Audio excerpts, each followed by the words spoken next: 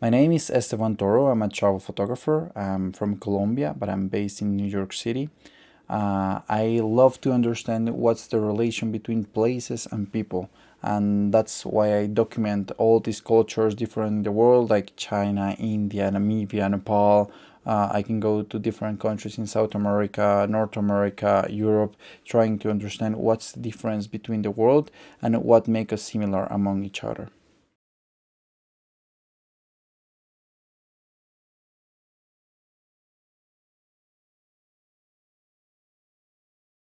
I used to play bass guitar, and when you're studying music, you have to spend a lot of time in the studio practicing until your fingers hurt. And I then discovered photography, and I took a camera in my hands, and I was able to discover my city where I was growing up in Bogota, and I was able to go out and meet people and discover places, take long time to spend in just one location to take some photographs and try to understand how the light worked. So that really drove me into photography, and thanks to that, now I feel completely in love with photography.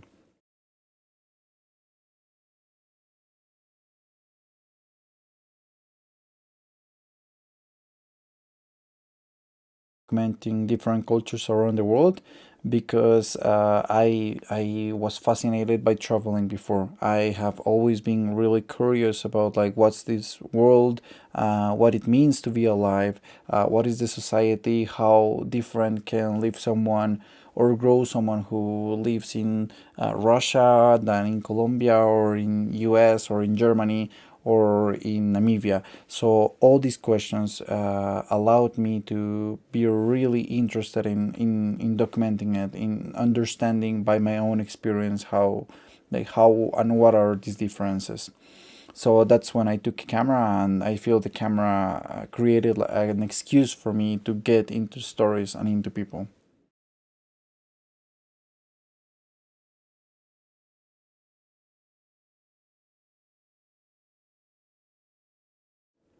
Printing, it's everything to me. Printing means that I can, it's like finally finishing my work. Like I take a really long time pre-producing and planning my pictures, where I'm gonna go, and then I take the best cameras, the best lenses that I have available, and I take the pictures that I can. I wait for the right light, I wait for absolutely everything, and then I have these files that I take to my computer that I start processing. I spend a long time processing my pictures.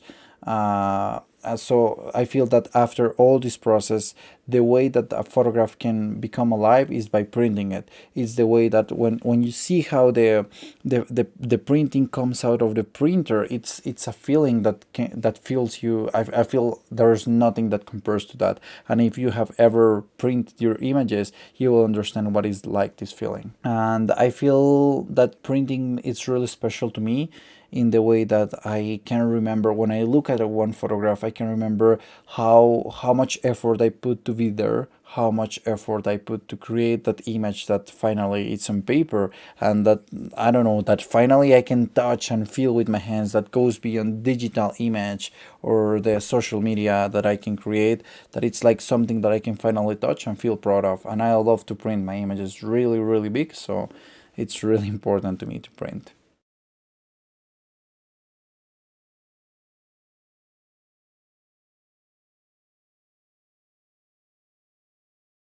The way I discover my favorite paper, that is Baraita. This paper I discovered by accident. I was in the laboratory. I was pretty like a knowing photographer who went to the laboratory to check all the process of printing. So the printer started showing me different papers, and he said like, okay, let's print all your portfolio like in all different papers that we have. So in the moment, I just tried multiple papers, and I discovered how the variety was really like, I would describe it like dry. It's like dry and a beautiful texture that I can see all details that I love to see. It's like if I'm looking at screen, but in printed paper. So I really like that, and it was just like an accident of life, and I fell in love with it, and now I'm like totally printing into these papers.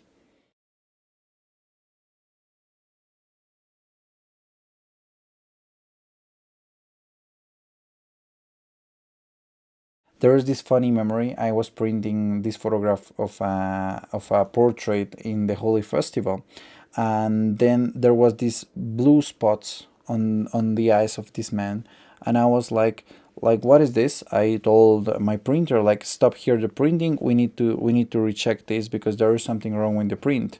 And then we start checking the file, and the truth is that these two dots that were in his eyes were actually in the raw file and were actually in the picture. So he had them in his eyes, but I didn't notice it, not even when I took the portrait, not even when I was editing the picture, and I edit in really like 43 inches screen.